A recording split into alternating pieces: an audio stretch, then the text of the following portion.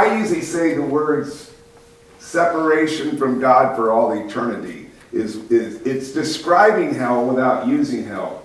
One of the reasons I do it, and I think churches do it too, is because it is such a hated doctrine.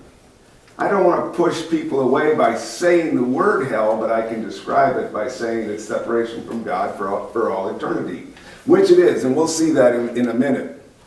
But why must we deal with it? Well, it's in the Bible, and Jesus talked about it. And I think if Jesus talked about it, we need to talk about it. And one group, the liberal, who call themselves Christians, the liberals, their pastors teach a different view of hell.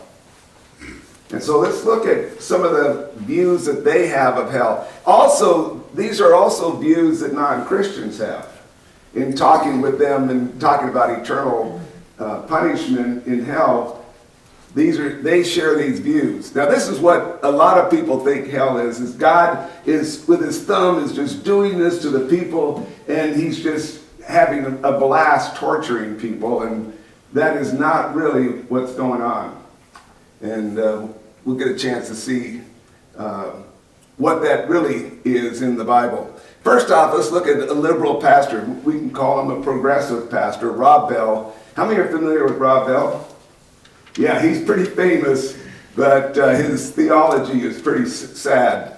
He says hell is the literal experience of evil on earth. Rape, murder, torture, everything on earth, not in or not after death. It's hell is on earth, is what Rob Bell teaches. This is another pastor, liberal pastor, Brian Zahn, writes, Christians go to heaven and non-Christians go to hell, but it is not based on anything Jesus ever said. So that's that. We're going to show you that that's not true. Not true. It's not even close. Not sure. Again, these are guys that call themselves Christians, Christian pastors. And then the last one, progressive pastor Richard Rohr. This God burns people all eternity. Most humans are more loving and forgiving than such a God. So these are why people don't like, they hate hell, and so they redefine it and really define it out of existence, not according to what the Bible says. So now let's reverse it a little bit. Let's look at from the other side. What if God doesn't act? What if there's pure evil and God does nothing? You ever thought about that? If he does nothing, if he allows evil to prosper, what will we say about a God who doesn't punish Hitler or Stalin? Stalin murdered over 30 million people. Hitler, I don't know the exact number, between 7 and 13 million. What would people say if God allowed moral evil to prosper? And the next question is hell a proper or appropriate response? So have you ever thought of it that way? If you reverse it, then God doesn't sound so bad. Because if he doesn't act, he's evil. If he does act, he's evil. That's what the problem is. All right, here's what I think is a good definition from 2 Thessalonians 1:9. They will suffer the punishment of eternal destruction away from the presence of the Lord and from the glory of his might. So they suffer the punishment of eternal destruction away from the presence of the Lord. This, I think, is the main reason EFCC now has that as their definition. It's being separated from God for all eternity. So there's good grounds for their definition, and there's good reason for me, who doesn't want to push somebody away by using the word hell, to use language like separated from God for all eternity. Not afraid of hell, but I don't want that word to push somebody away if I'm in a conversation. Now here's some more talk about hell, but now we're going to hear Jesus talk about hell. And this is Jesus talking about end times, and he will place the sheep on his right, but the goats on the left. Then the king will say to those on his right, "Come you who are blessed by my Father, inherit the kingdom." The sheep are going to heaven. Okay, the sheep are going to heaven. This is in Matthew 25, verse 33 and 34. But now let's look at the goats. This is what's going to happen with the goats. Then he will say to those on his left, those are the goats, "Depart from me." There's that separation language again. "Depart from me, you cursed, into eternal fire prepared for the devil and his angels." So we have Paul's definition in 1 Thessalonians, and then we have the definition by Jesus. Jesus defining it, the end time judgment. More from Jesus. Gee, I thought Jesus never spoke on this topic. "On that day, many will say to me, 'Lord, Lord, did we not prophesy in your name and cast out demons in your name and do many mighty works in your name?' And then will I declare to them, 'I never knew you. Depart from me, you workers of lawlessness.'" So again, departing, being separated from God for all eternity. Now there's another viewpoint. I'm going to throw this in. And it's called annihilationism. How many have heard of annihilationism? There's different versions. I'm only going to show you two versions of annihilationism. The first one is when you die, you go out of existence. That is a Jehovah's Witness belief. That everybody, it's an atheist belief.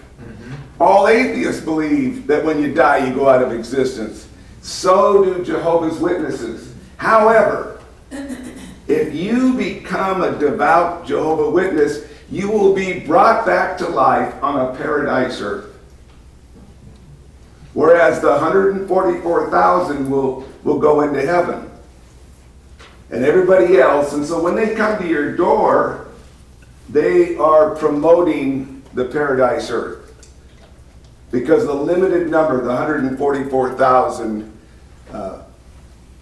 could be filled right now. They say it's filled. It's been filled for a while, but then they say, well, there's a few more openings to get in that 144,000. Get tickets. A few of them have died out. You know, I asked a Jehovah's Witness. I said, "How do you know if you're one of the 144,000?" And he said, "You just do." Okay, you just proclaim you're one of the 144,000, and that's enough. All right, here's the one and I'm not putting this one down because there may be people here that believe in this, but it's called conditional immortality. Conditional immortality, what it is, it's a period of punishment followed by going out of existence. So you don't have eternal punishment. You go through a period. Stalin would go through a period of time of punishment, and then he'd go out of existence. Is that like purgatory? Not really. No, that has a way to get to heaven. Purgatory, you can buy your way in through indulgences and all this, but there's no way out of this one. This one, you get punished and then you go out of existence. I don't think there's a good biblical basis for this. I have looked at this and done some study, but I have friends that hold that view. In fact, at least, I won't say his name, but at least one pastor on staff here holds that view. We've had a good discussion before, he and I. So that, I just kind of took a side trip here to show you annihilationism. Some beliefs about hell. It is not in the creation account. Genesis 1 and 2, there's not one thing said about hell. And originally, it was created for Satan and his demons. That was the original purpose of hell. However, it changed because we rebelled. Starting with Adam and Eve, rebellion led to the separation, and rebels are quarantined. You know how your virus protection on your computer quarantines the viruses and tells you we just quarantined the virus? Do you want to delete it, permanently delete it, and this sort of thing? Well, evil gets quarantined in hell, and as rebellious as we are, this is where we're all headed. We're headed to hell because of our rebellion against God. Again, originally created for Satan and his demons, and now we have entered in because God is going to quarantine evil. And the Bible describes hell, as I've said before, as separation from God, which means we're separated from his goodness for all eternity. I don't think we really realize the common grace that we get when we're surrounded by his goodness. But you take that away, and that becomes hell, and I have no clue what that would be like without the goodness that we feel every day. It's also described as a lake of fire in Revelation chapter 20. Let's look at that. And the sea gave up the dead who were in it. Death and Hades gave up the dead who were in them. And they were judged, each one of them, according to what they had done. Then death and Hades were thrown into the lake of fire. This is the second death, the lake of fire. And if anyone's name was not found in the book of life, he was thrown into the lake of fire. Book of life, followers of Jesus. Your name is written in that book. And your name is written in that book because of what Jesus did. What Jesus did on the cross. And no one who has their name in the book of life will be thrown into the lake of fire. And notice that they were judged according to what they had done. We're judged by our rebellion, our evil that we do, sin that we do on a daily basis. That's what we're judged on. Unless, of course, you've trusted in Jesus. And here's the counter to what was said by the liberal pastors. Jesus spoke about hell more than anyone. That's the bottom line. Jesus on hell. Again, the kingdom of heaven is like a net that was thrown into the sea and gathered fish of every kind. When it was full, men drew it ashore and sat down and sorted the good into containers, but threw out the bad. So it will be at the end of the age. The angels will come out, separate the evil from the righteous, throw them into a fiery furnace. In that place there will be weeping and gnashing of teeth.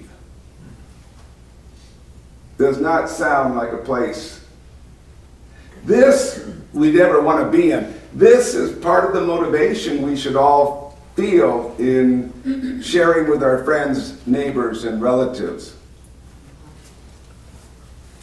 Now, what's interesting is that hell by Jesus is described as fire and darkness. Let's look at it. Jesus is here talking about this. Then the king said to the attendants, bind him hand and foot, cast him into the outer darkness.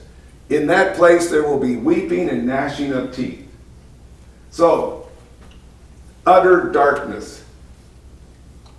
Then on the other side, Mark 9:43, and if your hand causes you to sin, cut it off. Better for you to enter life crippled than with two hands to go to hell, the unquenchable fire. All right, tell me, how can you have darkness and fire at the same time? You can't. You can't. So it's really, Jesus is using metaphors. And metaphors teach a truth. And it's teaching the truth that hell is a terrible place. So, yes, he's describing darkness and fire, but he's using metaphors to describe how horrible hell is going to be. All right, we're going to move on with misconceptions about hell. 3 of them, 3 misconceptions. Number 1, people in hell are repentant. They feel bad now that they're in hell and they want out. And bottom line is they do not feel repentant.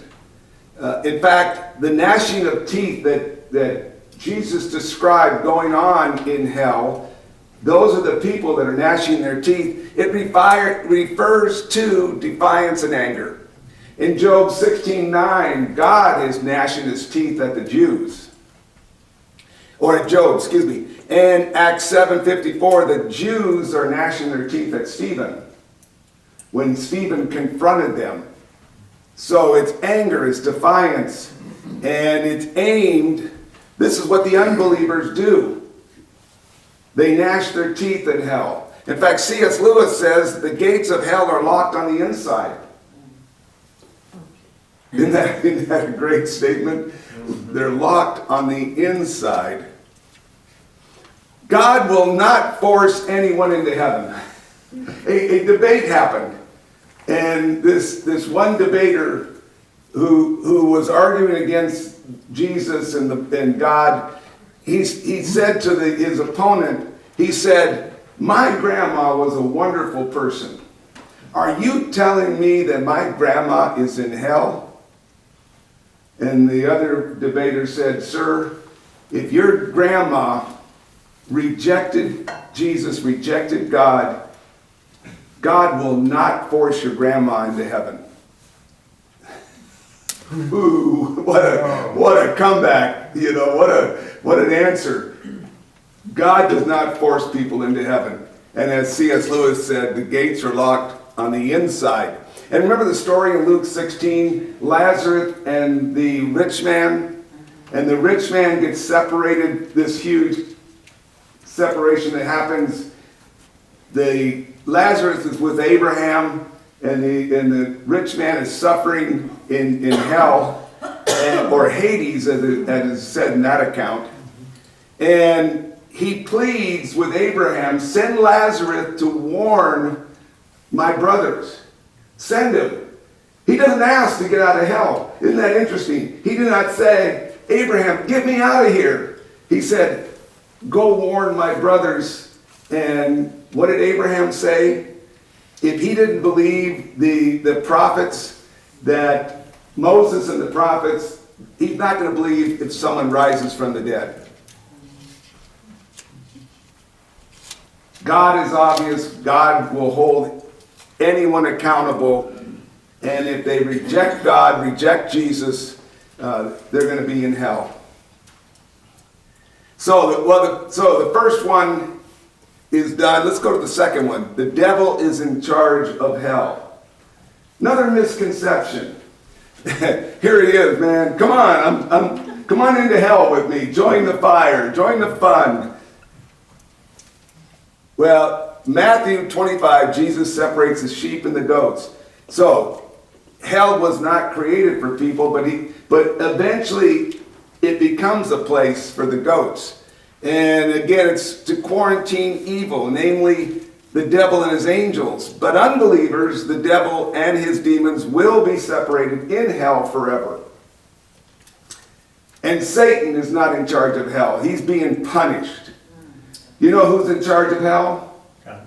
Yeah, God's in charge of hell, not Satan. And then the third one is the idea that everyone gets the same punishment.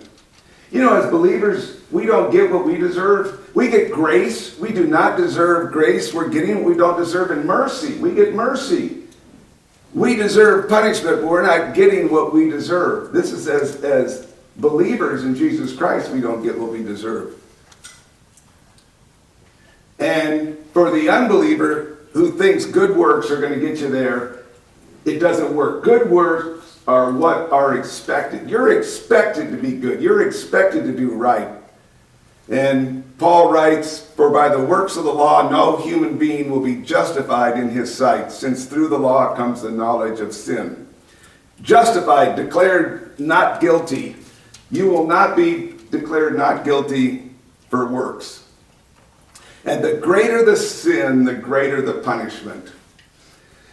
John 19, those who delivered Jesus to Pilate said, the text says, committed the greater sin.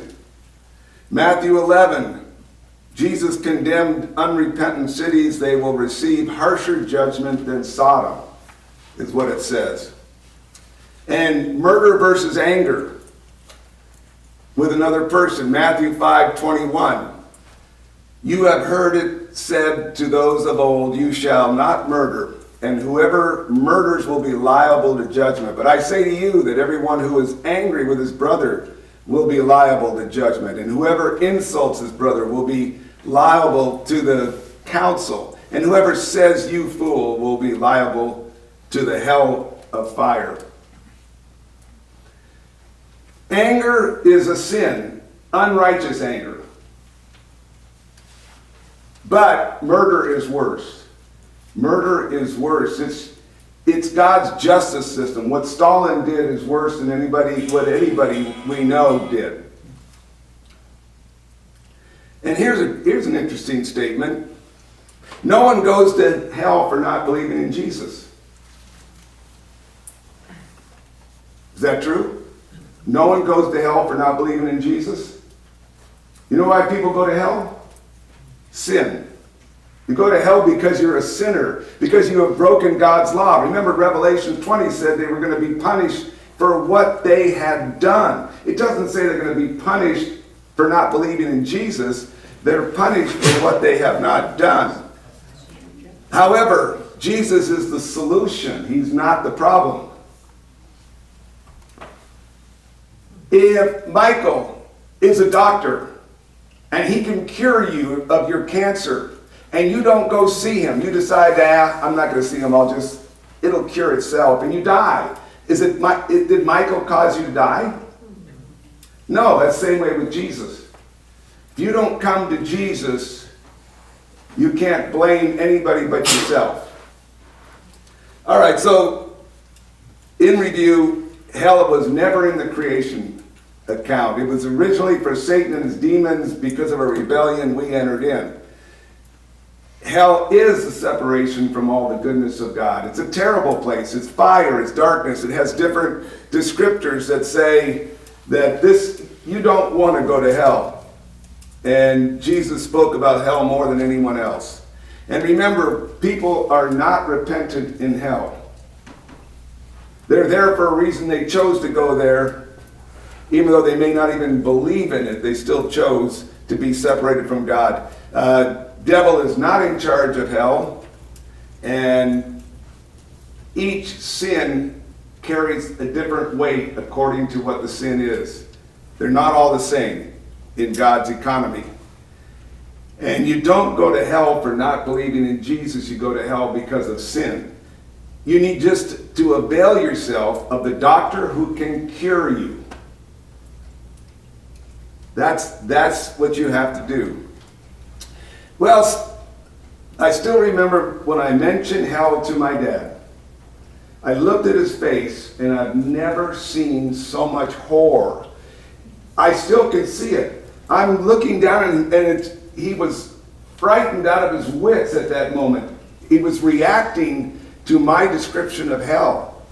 And I knew right then and there that the Holy Spirit was driving that home. If he thought it was a fantasy, he would have just sat there or laid there. That's what he was doing. He would have just laid there. But I don't know. He must have seen hell. God must have brought it to him. And I said, do you want Jesus to pay for your sins? And he said yes. First time he said yes to anything I said in a spiritual fashion. And the question is, do I know for sure my dad's in heaven? And the answer is no. He only lived one more month. So I didn't get a chance to see the fruits of change. But I have confidence that the only reason he reacted like he did was because the Holy Spirit made hell real. And he wanted the forgiveness of Jesus and accepted Jesus. I need to change over to Gary. One more thing that was funny. The guy next door, there was a curtain in between. I didn't know there was a guy next door. The guy next door says, "Young man, can you come over here and talk to me?" That really happened. And I talked to him for about a half hour. So now we have Gary. Gary's going to come up and talk about heaven. A little bit more good news. He gave me the bad news. Actually, I chose the bad news.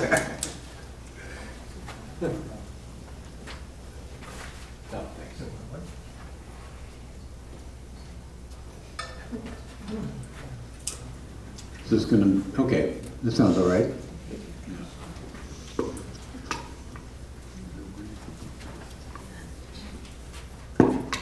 So, like Steve was doing, misconceptions that people have about hell, about hell. There are misconceptions about heaven. And when most people think of heaven, don't they picture these beings kind of floating around? I know you can't read that very well back here. It says, the best thing about heaven is we can lounge around in our sleepwear all day. But this is it. This is the picture people have. And if we're Christians, we're talking to other people, this is it. And there are a bunch of misconceptions with this picture. So here's misconception number one. A lot of people say, I'm not going to worry about it. Why would I worry about hell? It doesn't exist. I'm just a material being, and I'll just go on the ground, and that's going to be it. Right? And that's probably the default position for our society today. We don't have a soul. What do you mean we have a soul? Show it. Prove it. Take a picture of it. By the way, if you're interested, if you go to my website, apologeticsforlife.org, I do a talk, and you can either watch it or listen, download it, on the existence of the soul. I'm going to touch on it a little bit tonight.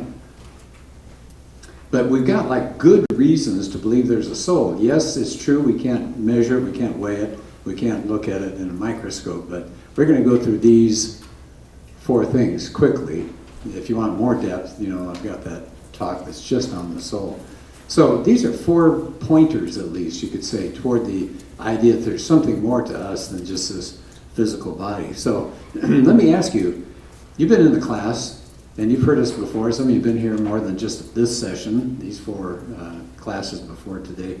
So what would you say to somebody to try to say, look, there may be a soul because we think God exists. God is outside of the universe, so we're already dealing with something that's not physical, it's a spiritual being. So what do you think some of the best arguments are for the existence of God?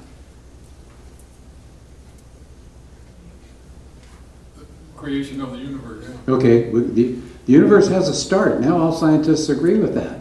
The Big Bang, or whatever you want to call it, but there was nothing and then there was something. How do you get something out of nothing?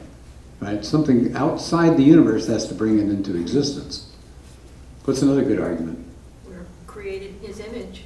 We're created in His image. Yeah.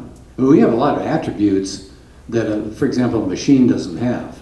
The creativity and the longings and the wanting to have friendship with people and things like. We got a lot of abilities and things that are way beyond just physical specimens sitting rocks and things like that. What's another reason we could say there's a God? The complexity of the universe and and us and the people around us and our world. Yeah, that's the design argument. That's a powerful, I think that may be the number one argument today. Is just look at the human body, look at the universe.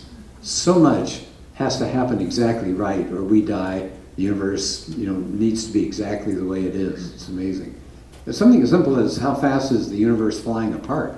It can't just fly apart at a random speed. It's got to be exactly right. If it flies apart too fast, the stuff doesn't coagulate into stars. If it goes too slowly, it's just one big clump of hydrogen and helium. Good luck, right? You don't get stars and you don't get us. Any other reasons you could think of that you would be able to say to somebody, hey, I think there may be a soul because I do believe there's a God? Yeah, Eric? Why do all these people who don't believe in God tell me something called evil exists? Yeah, where does evil come from? You don't like it? Well, why would I care about what you think? Yeah, it's like bowling. You know, you go with a friend, you bowl, and this person throws in the gutter and is all excited and writes down 50 points on the score sheet. And you go, wait a minute, you don't score bowling that way. He says, I do. You go, wait. So what do? You go up to maybe the main, wherever they got there, a little counter, and you say, could I see the rule booklet, please? And you open it up and you say, gutter ball, 0. Right? And so you went to a higher authority than you and this other person. Well, it's the same way with morality. If it's just up to us, then it's just basically who's got the biggest gun, or who has the most votes, or, you know, some king that's been crowned. It's like, really? None of that stuff works very well. Let me just run through real quickly. We already covered the start of the universe. How about the start of life? Life is so complex. You used to think it was just a bag of protoplasm. You know, why, that looks easy. You just throw some chemicals together and poof, you know, there's the first cell. Oh no. Yeah, you've seen some of those things. I probably have sent you some in the past, some illustrations, some YouTube videos about what's going on inside the cell. Unbelievably complex. Design, we already talked about that. How about consciousness? How does consciousness happen? You've got inanimate stuff, and then it wakes up and it's self-aware. We're self-aware. How does that happen? Short of some kind of intervention of something outside of us. And then morality, like Eric pointed out. So I think we've got some really good reasons, just right off. Why do we believe in a soul? Because we believe there's a God. There's something outside the material world. Here's something maybe you haven't thought of much before, but people are using this as an interesting argument for the existence of a soul. Have you heard of near-death experiences? People have been in a hospital situation and literally near death, and they're comatose, and later they tell these amazing stories. And these are all, not all, but I mean, there have been a lot of them that have been checked out very carefully, not just word of mouth. Hey, I heard from a friend, I heard from a cousin, you know, one of those things. But people have researched them and checked them out. If you find this interesting, by the way, I'm going to suggest a book when we're done here that has some of these in here. So I'm going to share, maybe we can do 4 real fast. Katie, okay, she was a young girl, almost drowned in a pool. Her doctors gave her about a 10% chance of surviving. But 3 days later, she came out of her coma, and she had quite a story. She described the physical characteristics of the doctors during the resuscitation, details of the hospital rooms she'd been taken to, particulars of the medical procedures used on her. She was comatose during this whole time with her eyes shut. Now you could say, well, maybe she heard some of this. Yes, but she described physically what was around her at this time. Then there's Rick. This is maybe my favorite one. He was a 5-year-old. He had meningitis and really was suffering. He was rushed to the hospital in an ambulance. But as his body was whisked away, he said, I decided to stay behind. When he did, he watched different family members and watched their reactions as they were hurrying to get in cars to go follow this ambulance. He saw his dad weeping and taking the family. So then he thought, I better get to the hospital. So he rushed to the hospital. He got ahead of the ambulance, and he watched hospital personnel move a girl about 12 years old out of the room that he was going to occupy. And he told everybody this story later. So, I mean, that's even harder to figure out a reason or how that would have happened, huh? How about a young lady? This has kind of a funny ending. A young lady was in the hospital and near death. She experienced herself leaving her body.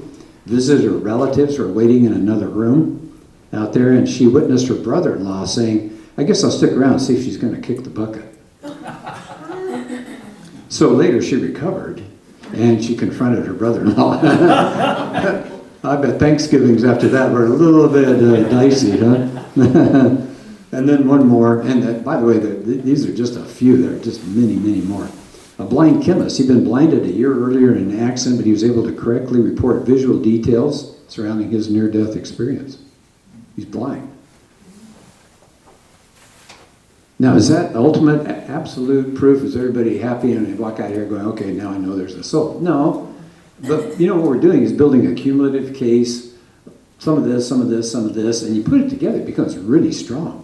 It's like putting one string around a heavy object and you pull on it, maybe it snaps. But if you keep putting more and more and more strings, hold them together and pull it up, that object is probably going to hold. Or if you're in a courtroom and you're let's say a defense attorney of some kind, and you have one piece of evidence that gets your person off, you're better off if you have 5 or 10 pieces of evidence. So that's all we're doing right here.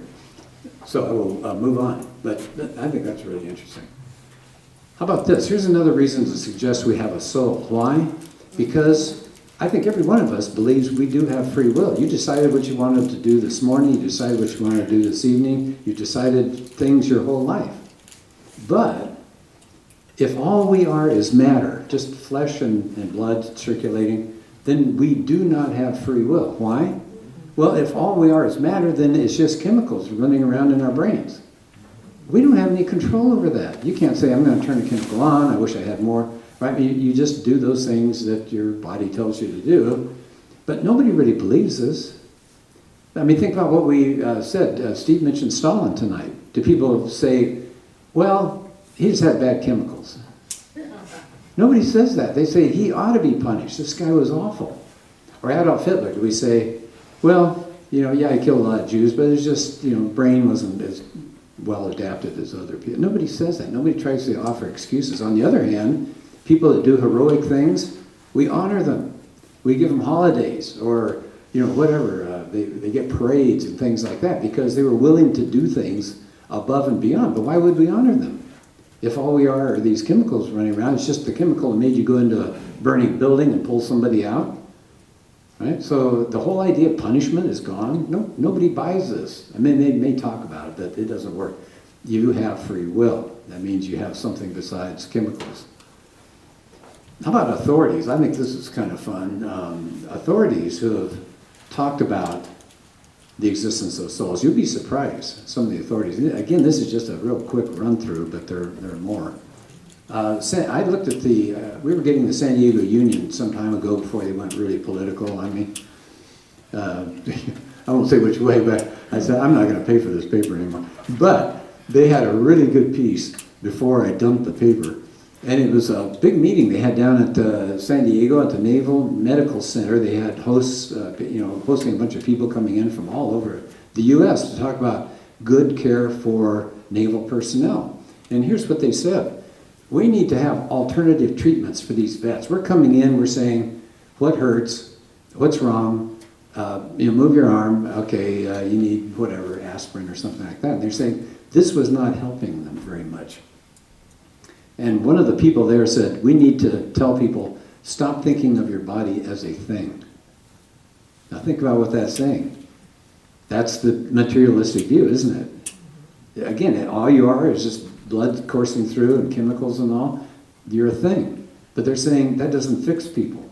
People have deeper needs. They have spiritual needs because we have a soul. And we've got to think about people that way. The Massachusetts Institute, it's for mind-body medicine.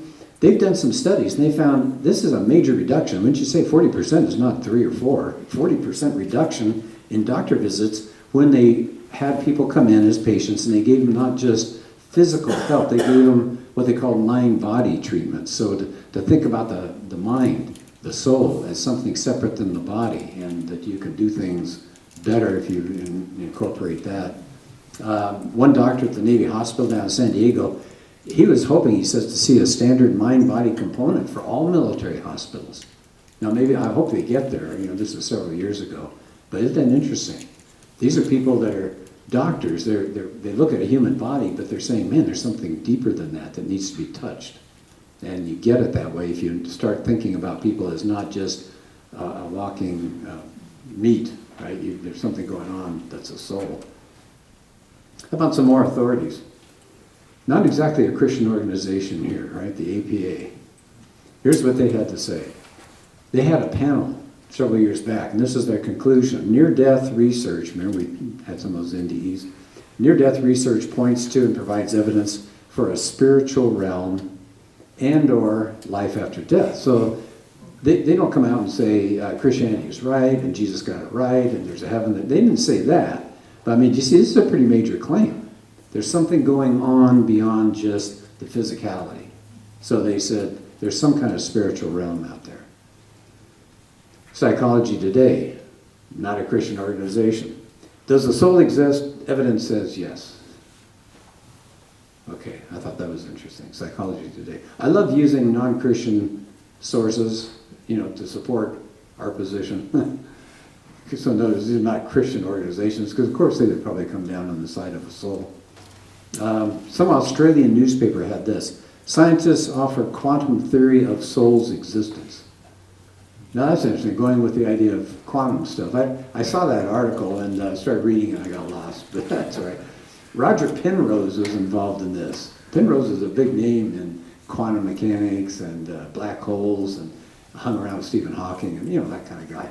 So he thinks there's something going on there. Now, is he a Christian? No. Is he giving a Christian response to the idea of a soul? No. But, do you see, something is going on when you die. There's more that's occurring. I think the best authority, though, I'll say for last as far as authorities go. Steve's touched on this already tonight. But I would trust a guy who's been dead and come back. Right? He's got something to say about what was going on. Don't be afraid of those who kill the body but cannot kill the soul. He says, no, be afraid of the one who can destroy both soul and body in hell. That's in Matthew. So Jesus says, yep, right, there's something going on after this life. Here's misconception number 2. A lot of people, this is another very popular belief, religious pluralism these days. One religion is pretty much another religion, and some people will tell you the famous story of the blind men and the elephant. You ever heard that one? That, they touch different parts of the elephant. These guys are blind. It's the first time they've encountered an elephant. And each one has a different story to tell because they're holding different parts of that elephant. Oh, it's like a tree trunk because one's grabbed the leg. One says, no, it's like a whip because they grabbed the tail. One's got the tusk. It's a spear. And they start bickering. And finally a guy who's sighted comes along and says, shut up. He said, you guys all have a bit of the truth. You don't have the big picture.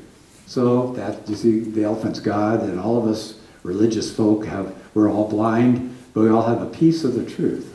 Right? Does that work? No, it doesn't work very well. The religions disagree on some hugely important issues, don't they? Just something like the issue of God. What do the Muslims say? What's God? Okay, is he Trinitarian?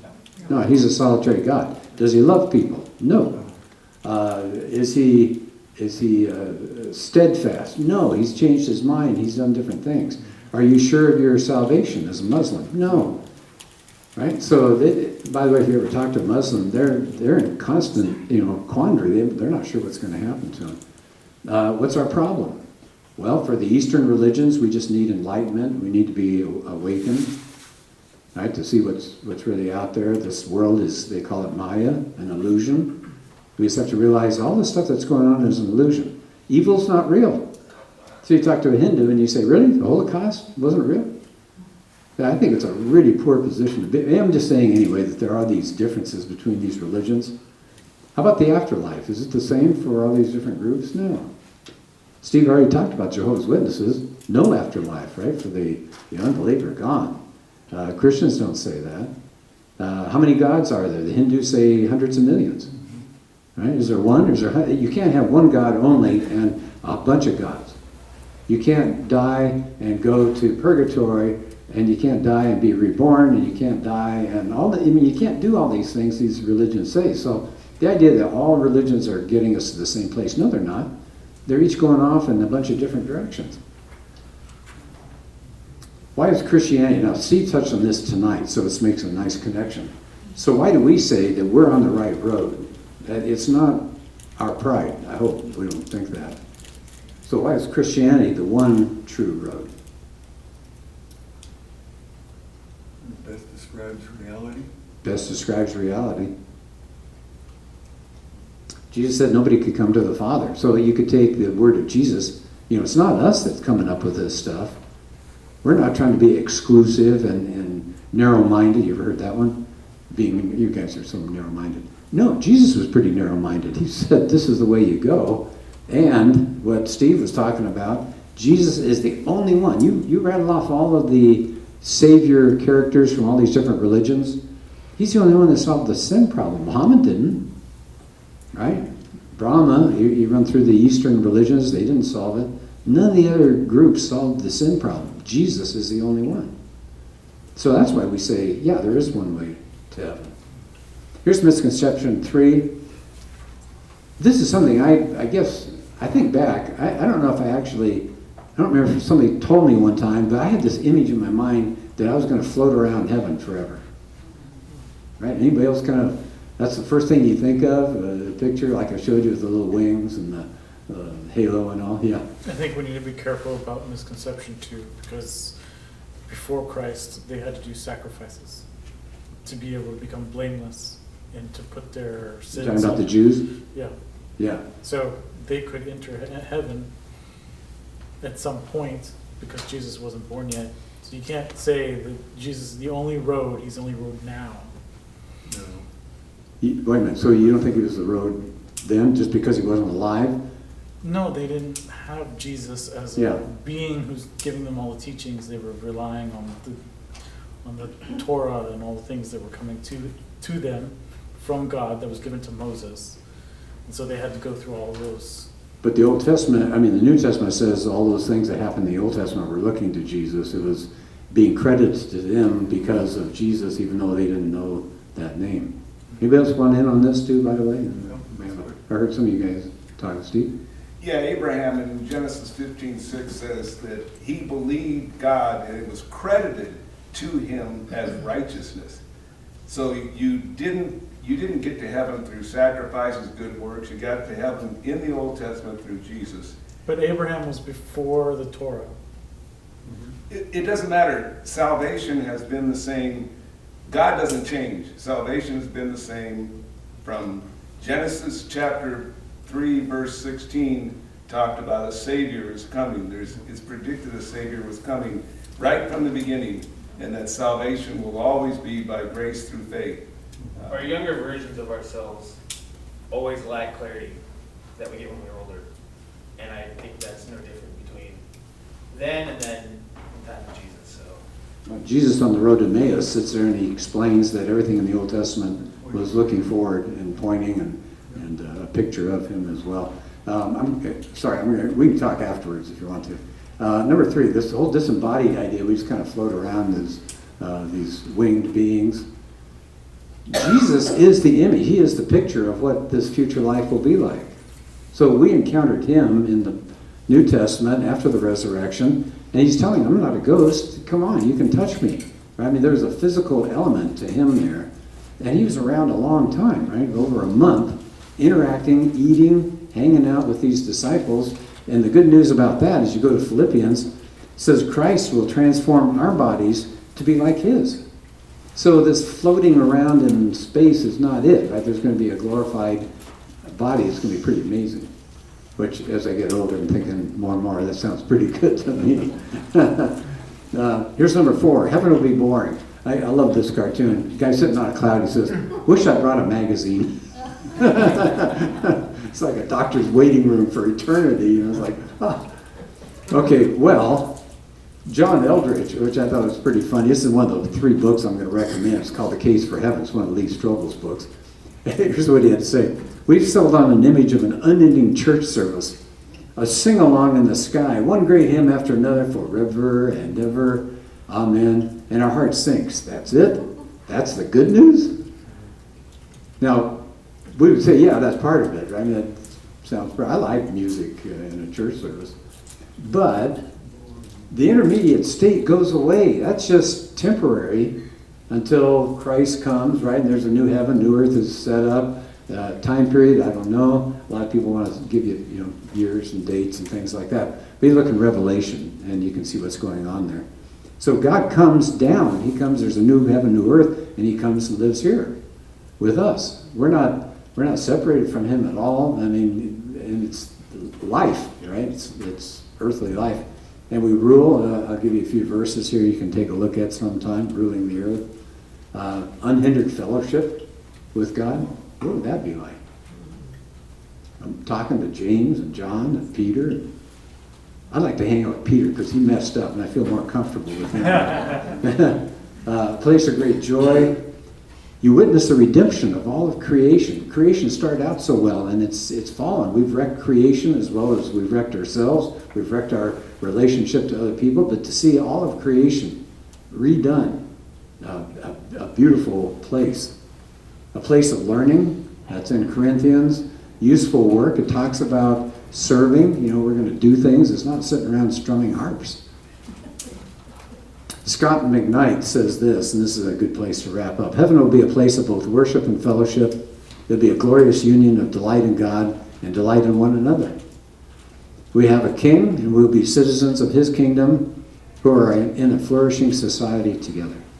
Some good key words there, huh? Kingdom, and a relationship, and a flourishing society. So I hope it gives you a good picture. I know it's short, but I'll tell you some books that I really like. Lee Strobel knocks it out of the ballpark because he goes around and talks to really sharp people. Well, the guy's made a great living. He goes around and he just asks questions that you'd ask. And the other people have to supply the brain power. That's a pretty cool setup. So he's got a book called The Case for Heaven. He talks to different people about heaven, but it does cover hell as well. And Randy Alcorn, if you want one book that's probably the big go-to book, it's a pretty big sucker, and it's just called Heaven. Anybody seen it or? Yeah?